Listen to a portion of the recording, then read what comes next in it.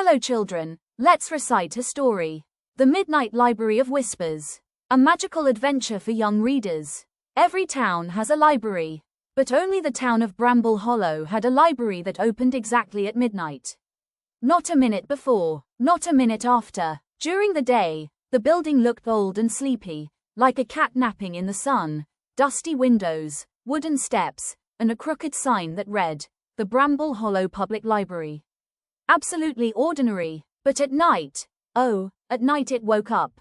Shelves stretched taller, walls rearranged themselves, books wiggled their spines as though they'd been waiting all day to breathe. And in the center of it all was Mira, an 11-year-old girl with bright eyes and a backpack stuffed with notebooks. She was the library's only midnight visitor, because she had discovered its secret completely by accident.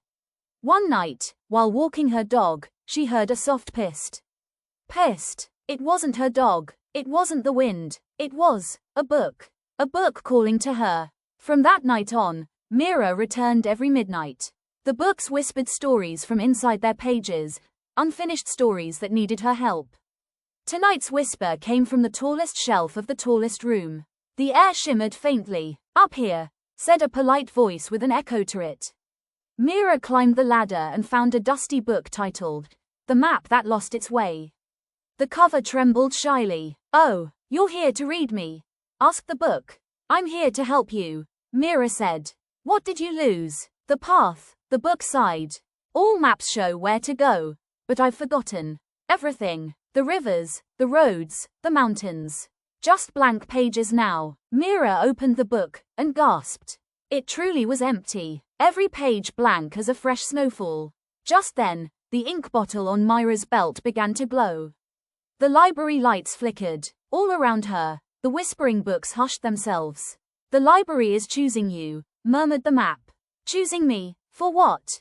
"To redraw the world." Before Mira could ask another question, the book lifted itself from her hands and hovered in the air. Golden dust swirled around her like tiny fireflies. "Hold still," said the map. There was a soft swoop, and suddenly, Mira was no longer in the library. She was standing in a blank white world. A horizon with no lines. A sky with no clouds. A ground with no texture. "Welcome to unmade land," said the voice of the map, echoing everywhere at once. "Please design responsibly." Mira took a deep breath. "Well," she said, rolling up her sleeves, "every world needs a beginning." She drew a river. The river rippled to life. She sketched mountains. They rose up with a deep, rumbling breath. She doodled forests, animals, tiny cottages with curly chimneys, wandering paths, and beachside cliffs.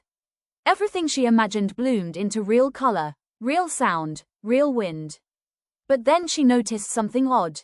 At the very edge of the world, ink was dripping off her drawings and falling into the white void like raindrops. "Map," Mira called. "Why is the world melting?" A worried voice answered, "Because someone else is drawing over your work." "Who?" A shadow spread across the white horizon. Dark, inky, swirling, silent but very, very alive. "That," whispered the map, "is the Unwriter. He erases worlds to keep the library quiet." "Not tonight," Mira said fiercely. She planted her feet and began to draw faster. Trees burst upward. Bridges grew like vines. Birds soared from her pencil strokes. The Unwriter scribbled over them with thick black lines. "Oh no you don't," Mira shouted. She drew a giant lighthouse, a towering pillar of bright white ink that burned like a star. The Unwriter recoiled from the light, melting into curls of smoke. Ink settled. The wind stopped trembling, and Mira, covered in sparkles of ink, finished the very last page. A warm, glowing sun. The world shone. "Perfect," whispered the map. Suddenly, FWIP. She was back in the library. The book rested in her hands, now filled with beautiful maps. Its once faded cover now gleamed with gold. "You saved me," it said. "And my world." Mira smiled. "Will you stay finished?" "As long as you visit," the book replied. She returned it gently to the shelf. As she stepped away, every book in the library whispered in soft, excited ripples, "Midnight Mira. World Maker, come back soon." And she would. Because the Midnight Library never ran out of whispers. And Mira never ran out of imagination. Thank you.